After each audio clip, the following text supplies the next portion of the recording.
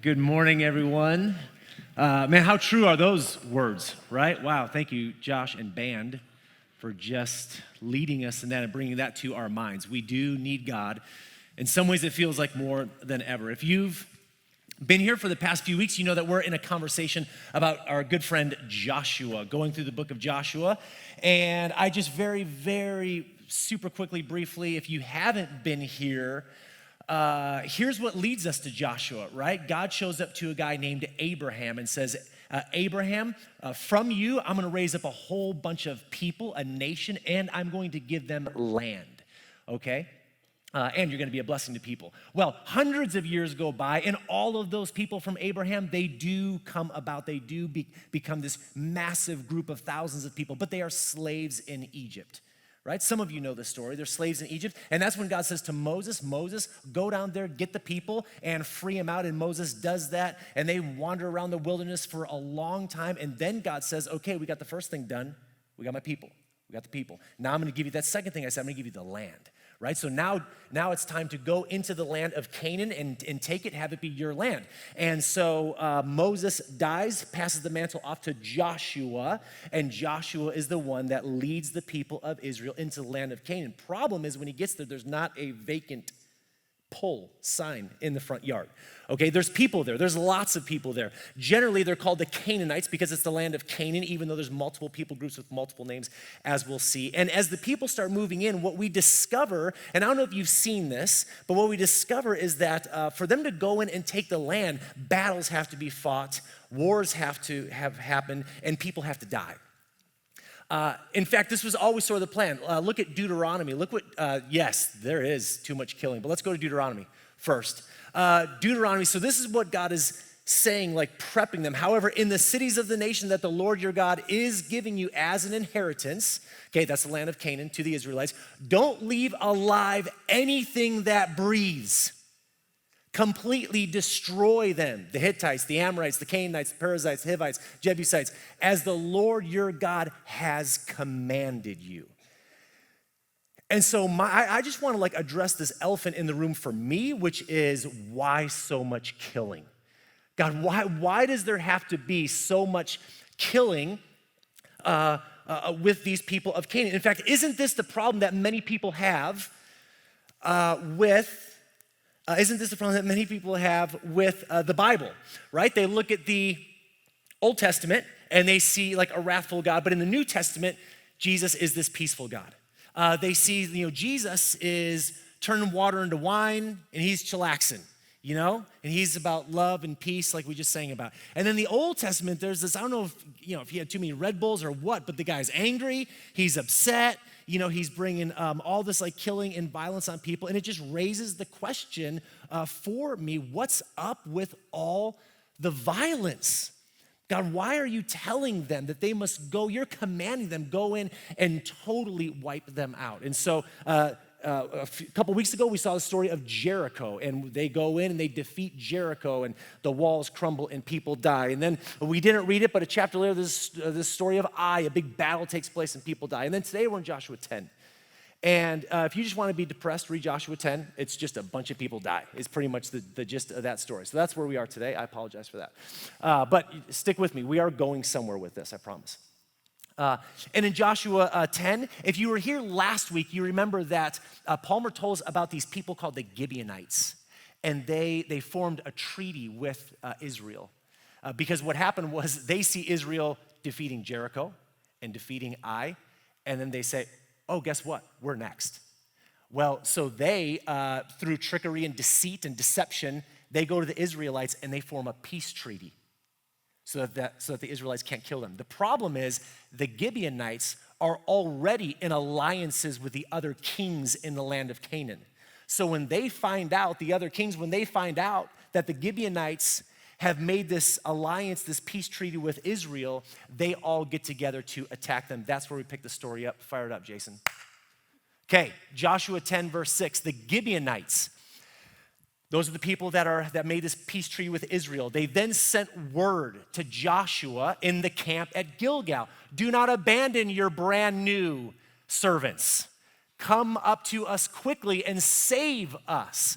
Help us because the Amorite kings from the hill country have joined forces against us. So Joshua marched up from Gilgal with his entire army, including all the best fighting men. The Lord said to Joshua, don't be afraid of them. I've given them into your hand. Not one of them will be able to withstand you. And after an all-night march from Gilgal, Joshua took them by surprise. The Lord threw them into confusion before Israel so that Joshua and the Israelites defeated them what? Completely at Gibeon. Israel pursued them along the road going up to Beth Horon and cut them down all the way to Azekah and Makkedah. Now look at this.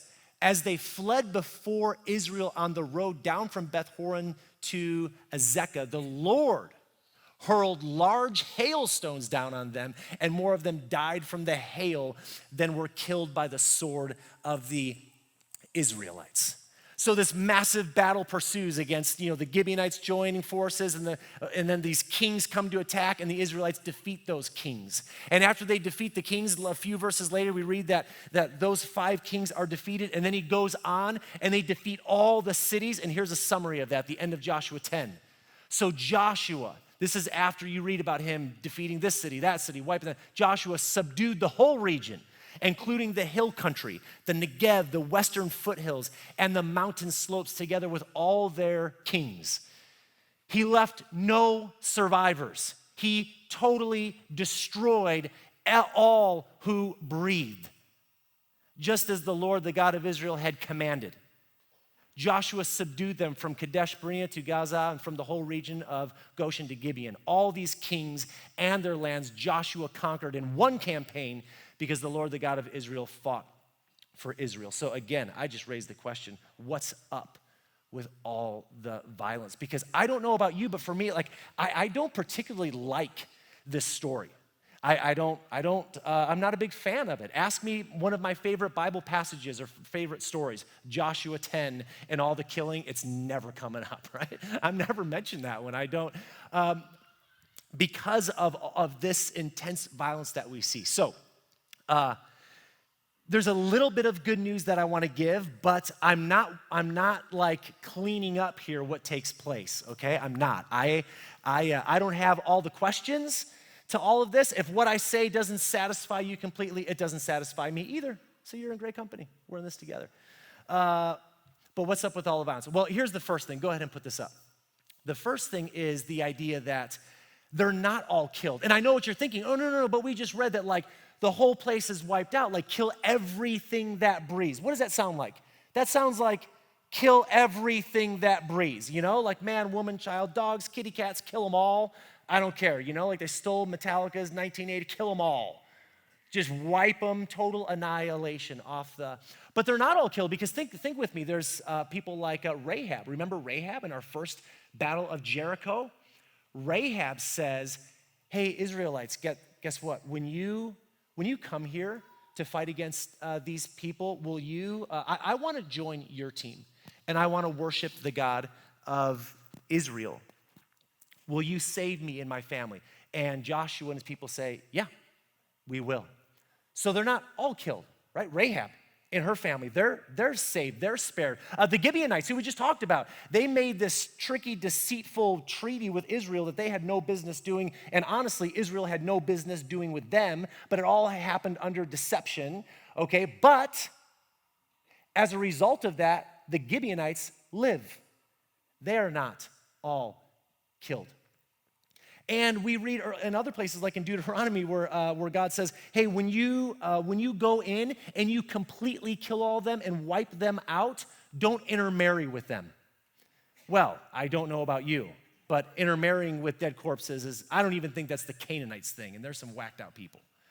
So they're not all killed. One other thing here, throw it up, is some escaped.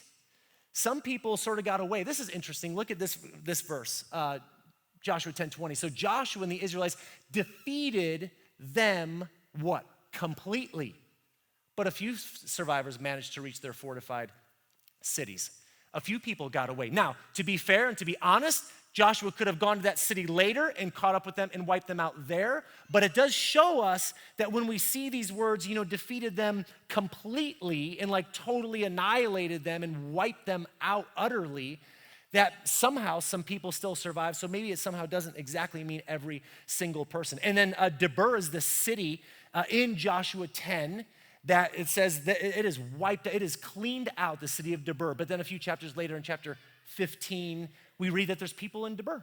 There's some people like living there that the Canaanites then have to attend with and battle. So what is going on?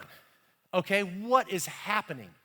All I've probably done is created more confusion. If you weren't already upset and confused enough with the idea of why so much killing and all the violence, I've just made it more confusing. But here's a couple thoughts. One is, I think there is some hyperbole going on here, right? Some exaggerated language of wipe everything out, kill everything that breathes, utterly destroy them, leave like nothing there, as a way of communicating this total sweeping victory that Israel does have over the land of Canaan. When they go in, we read it a little bit ago, that they defeated them in one campaign.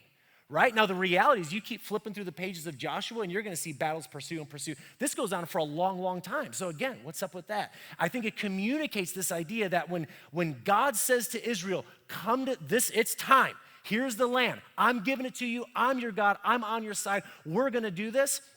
They take it in one sweeping like victory, meaning that the power that the Canaanites had over the land and in that area is now essentially broken.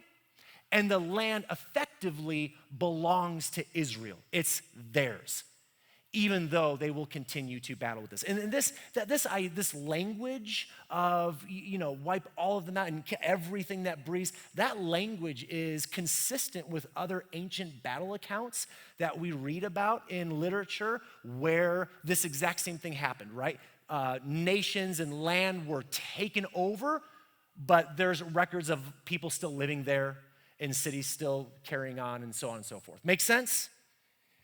Okay. Oh, I've lost you. Okay. I know you're sitting here thinking, I could be home watching football right now. So, if you want to talk about football, fine. Fire it up, Jason. Perry, where my son goes, and actually I have a couple of sons that go there. This is their first 5 games, okay? And he told me not to do this at all, so I'm disobeying my child right now. They've played a few other games. Game 1, 51, that's Perry's score. The opponent 13. 66, Perry's score. The opponent 6. Game 3, 38, Perry. The other team 24. Game 4, Perry 51. The other team. Okay, and 49-13. You ask them, hey guys, how'd you do in those first 5 games? What's the score? What are they saying? We killed them, right? Right? We destroyed them. They may not even tell you the scores. They're just going to sum it up with that. What do they mean? We victoriously took them out. I have really good news for you. Not one person was killed in any of those games from either team. A few mild injuries, yes, but nobody died. Nothing actually was destroyed, except maybe some pride and egos. But we get that. Nothing was destroyed. Jerseys were just really, really dirty.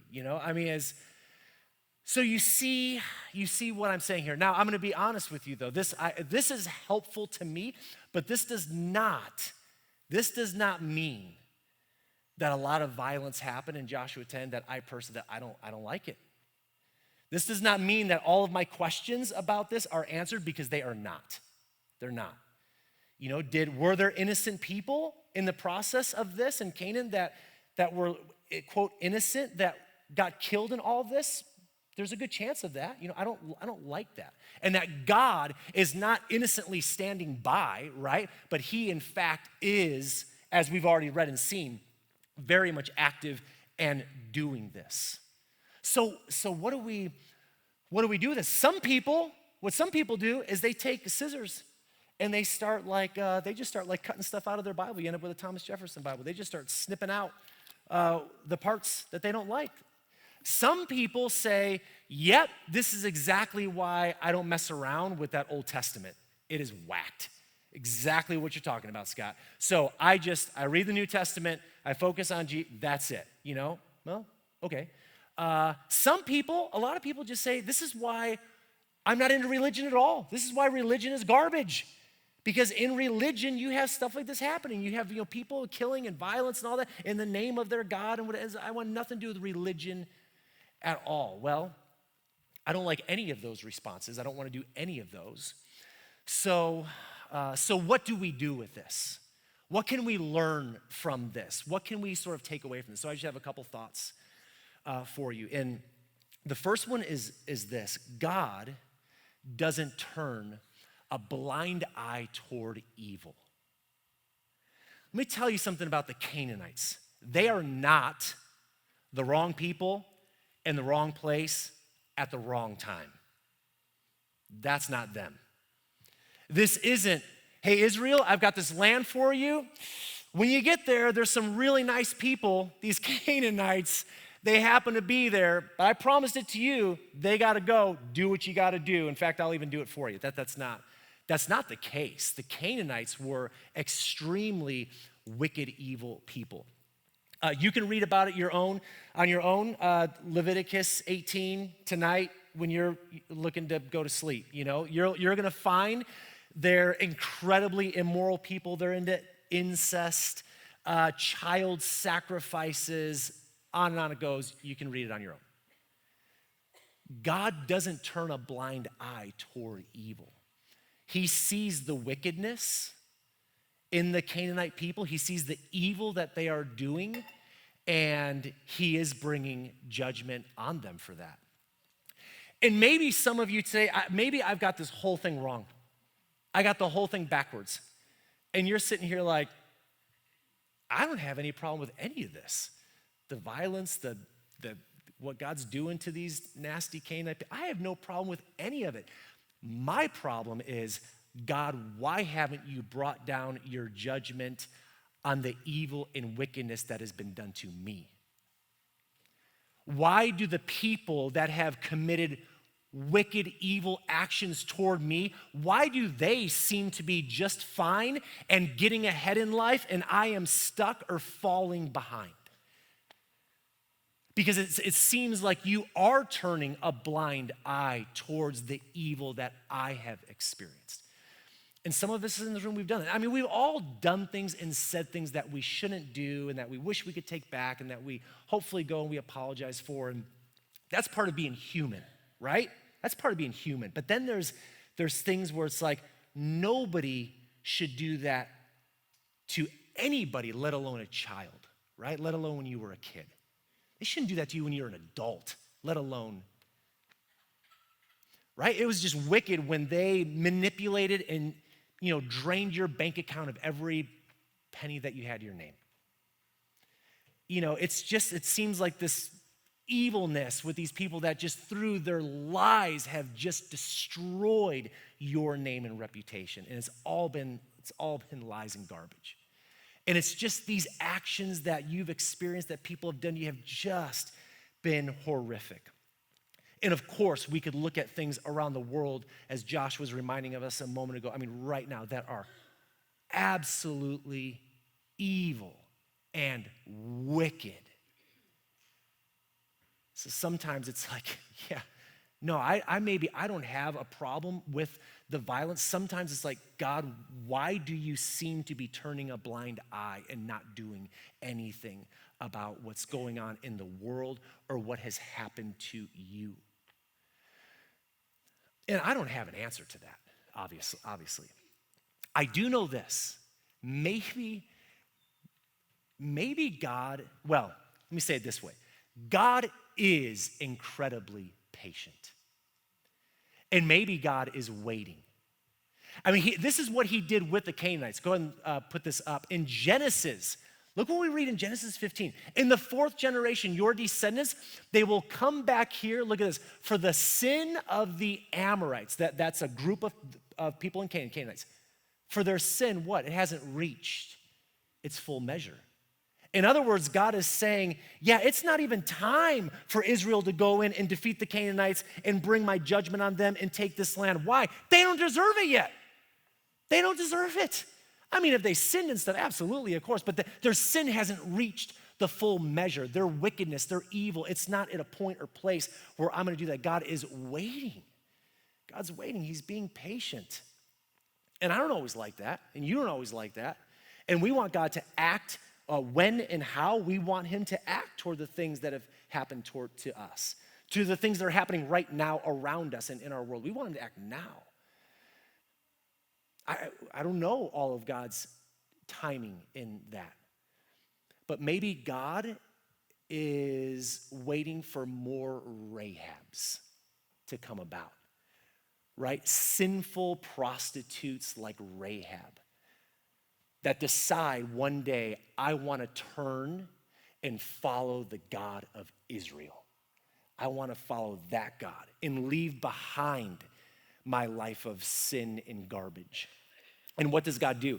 He lovingly and graciously accepts every one of us when we decide to turn to him. See, it's not that God is wrathful instead of being loving, or wrathful in the Old Testament, loving in the New Testament. God's not wrathful in spite of his love. God's judgment is because he is a loving God that eventually says, I'm not going to turn a blind eye any longer toward the evil and wickedness that take place in this world. And so we wait for that time, and we believe and we hope and we know that it will come, that what Jesus has done in his death and resurrection, he has defeated all the powers and principalities that are behind and in and working through all the evil and wickedness. He's conquered that, and one day he will make all of that done and make that right. And until then, we do the thing that God asked Israel to do. He said to them, and it was part of the whole thing that they were doing when they went into Canaan. He said, I want you guys, when you go into that land, when you go there, yes, you're going to defeat those people, but you separate yourself from them, from the snares that you will get caught up in and get wrapped up in and be entangled in and be brought down with if you leave them there. And you start intermingling with them and intermarrying with them and start doing that, you are going to get caught up in the gods that they worship, in the wickedness that they participate in. It may not even be long, Israel, until you're sacrificing your own kids. Separate yourselves from them. Yes, God was bringing judgment on the wickedness of Canaan, yes, but he is also creating this total separation for Israel to live the way that he wants them to. Look at these passages. In Exodus, do not make a covenant with them or with their gods. It's talking about the Canaanite people, of course. Do not let them live in your land, or they will what? They will cause you to sin against me, because the worship of their gods will certainly be a snare to you. Otherwise, they will teach you to follow all the detestable things that they do in worshiping their gods, and you will sin against the Lord your God. Over and over in various places, we read this, we see this, that God is saying to Israel, warning them, look, you need to separate, drive them out. Sometimes he says, drive them out of the land. Sometimes he says, wipe them out of the land. Partly because the motivation here is that you would be separated from their lifestyles, because here's what I don't want you guys doing. I don't want you worshiping me on Saturdays and Sundays, and then you worshiping the Canaanite gods on Tuesdays and Thursdays, and then worshiping whatever other god you find or make up on Wednesday. You with me? He doesn't want that for us. And you know what I do? And maybe you do this too, maybe you don't. I read these passages and these stories, and guess who I always lump myself in with? The good people, the right people. So if I'm reading about Israelites, I'm reading about Canaanites, I'm never one of the Canaanites in my mind. I'm never there. I'm always like God's front man, like I'm Joshua, I'm the big guy, right? And I'm talking to God, and he's on my side, we're doing our thing. Like, that's where I put myself in the story. And I all the time would pick a story. And maybe there's something to say for God's warning Israel.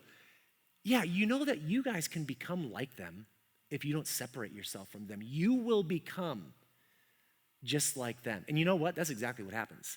Hundreds of years later, Israel becomes engrossed in their own sin that God brings judgment on them, drives them out of the land.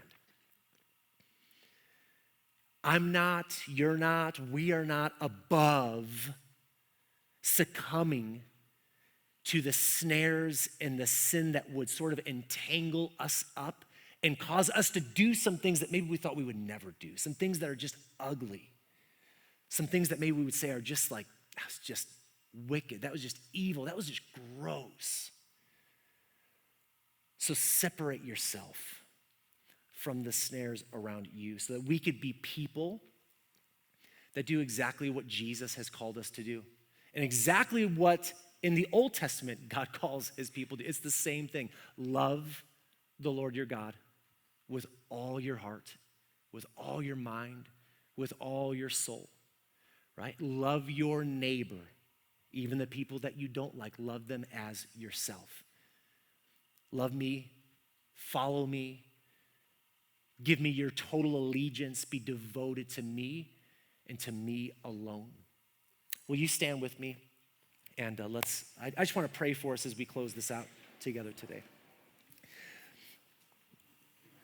Father, first, I just think of those here today that are maybe just really, really hurting because they have experienced some just ugly wickedness against them.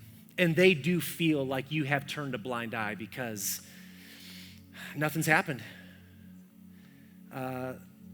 Those people, they keep just getting ahead and doing great. And so God, would you bring peace and comfort? Would you just fill the spaces in our hearts and minds and lives that are broken? Would you fill those broken spaces with your goodness and your love and your grace? We need it so much. And God, would we also hear the words that you speak to Israel then, the words that you speak to us all throughout Scripture, that we would be mindful of the ways that we can succumb to the snares around us, that we can actually do the very things that we detest other people doing. God, we know in our best moments, we know we are not above that. We are not better than that. We know that. But God, will we be humble and mindful to worship you with all of who we are, to give you our whole hearts, our whole minds.